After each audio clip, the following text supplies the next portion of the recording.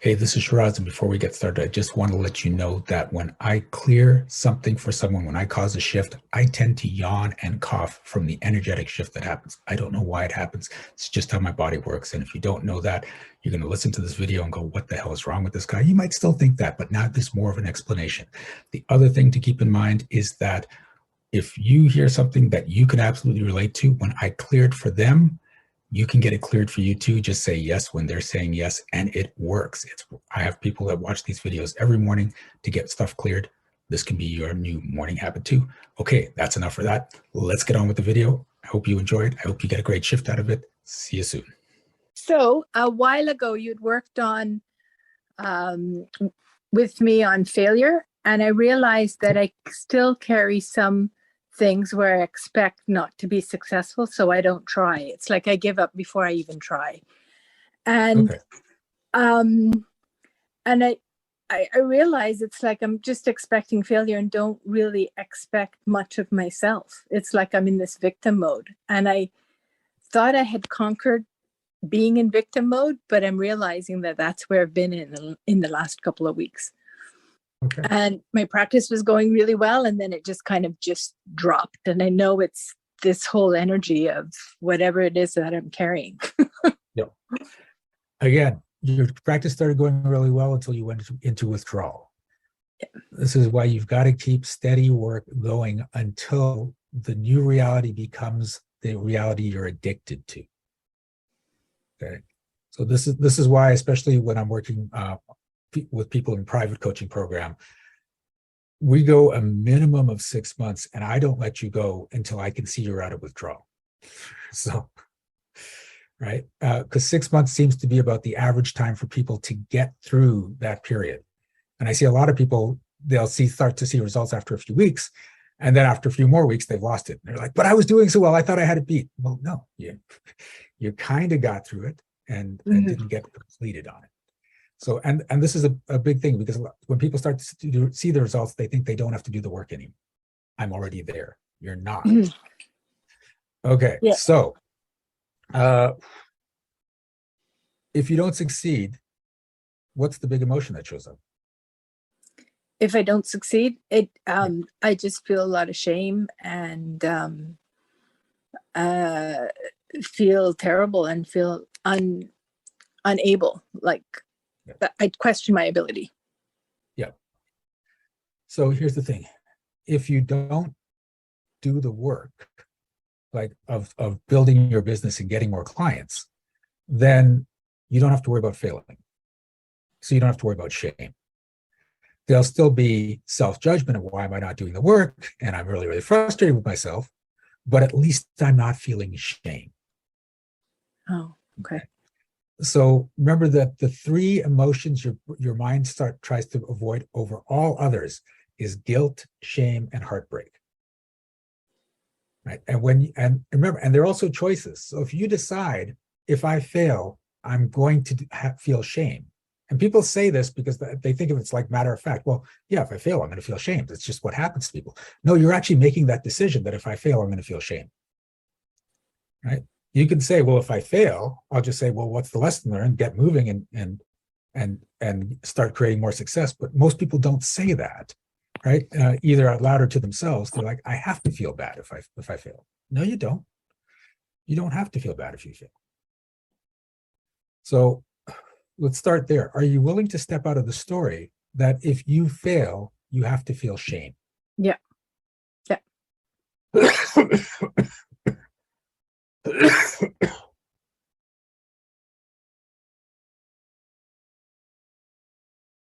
Are you willing to step out of the story that it's better not to try to succeed than to try and possibly fail? Yes. Yes.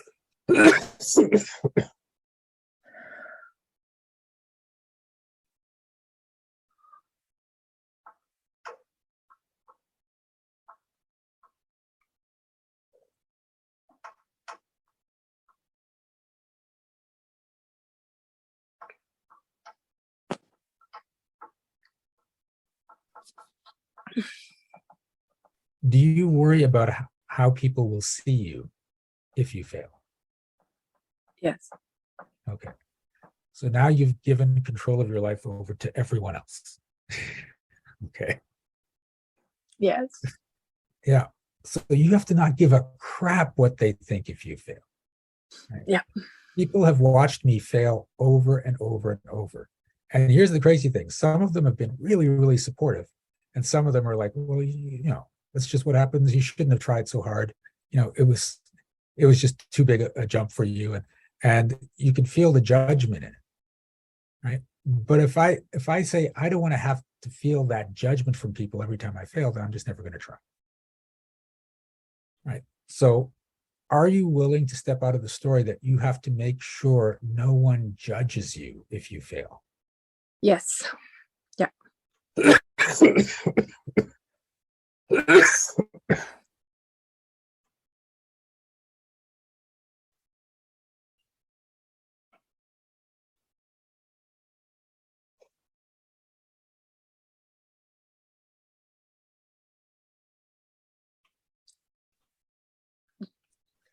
I was at a speaker camp a while back, and they were asking for volunteers to come up on stage so they could demonstrate different techniques and they could hear parts of your speech and critique them and stuff.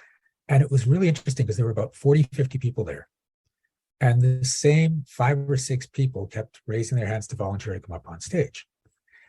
And think about what I just said. This is a speaker camp, and 5 or 6 people were the ones raising their hands to speak. Okay. So, and guess who of those volunteers, or not volunteers, of the people in the class, were seeing the most success in their businesses? Yeah. The 5 or 6. Right? Because they didn't care what other people thought of them. They didn't care if they failed up on stage because they knew it was leading to more success. And so the same people kept volunteering over and over and over. Eventually, other people picked up the mantle and started to volunteer more because at that point they felt safer. They weren't willing to do it at the beginning. They had to see how things played out, what was going on. And as soon as it was safe enough, then they started to take action, which is a way a lot of people function. And some people just never volunteered because they were afraid of how they'd be seen.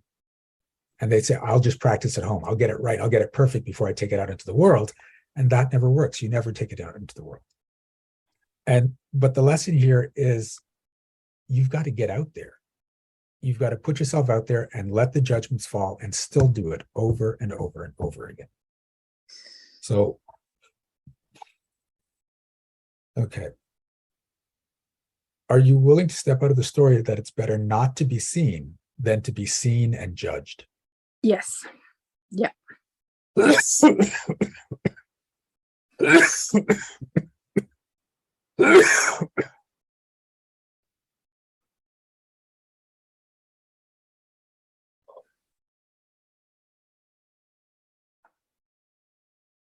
It's somehow also connected with pursuing money. It's like, pursuing money is bad. It's like, well, I always feel broke, but I get caught up in all these stories that you're saying, plus the story about it's wrong to pursue money.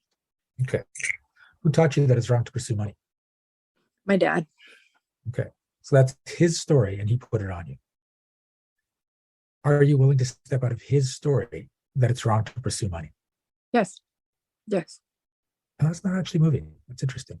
Do you have to honor your father's stories?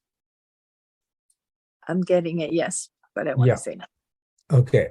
So this is the thing. This is how you show respect and love for your dad, by honoring his stories. But if his stories suck, that doesn't work out for you. So are you willing to destroy the belief that you need to honor all your father's stories? Yes. Yes. Yes.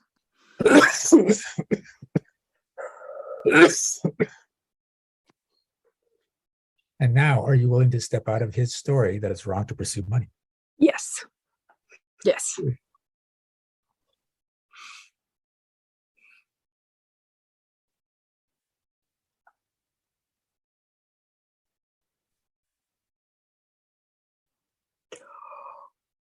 Okay. And this is the thing I want you to change. Is you just told us your story that I always feel like this, I don't have enough money. Okay. So first, are you willing to step out of the story that you always feel like you don't have enough money? Yes. Yes.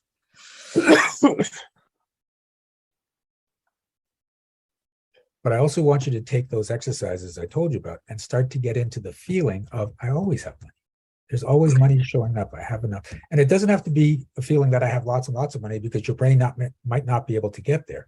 But if you start looking at the evidence that I still have money, I'm still doing things, I do have money, eventually that'll change to, I have a lot more money.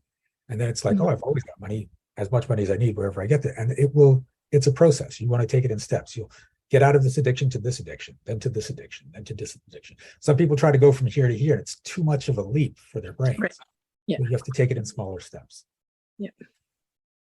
Okay. How's that feel? Good. Good. Yeah. Thank you very much. You're welcome. Thank you so much for watching this video. Please give it a like. And if you had a shift of your own, I'd love to hear about it in the comments. Also, check out the description for energetic magic events that you can attend every single month. Be well, be aware, and be magical.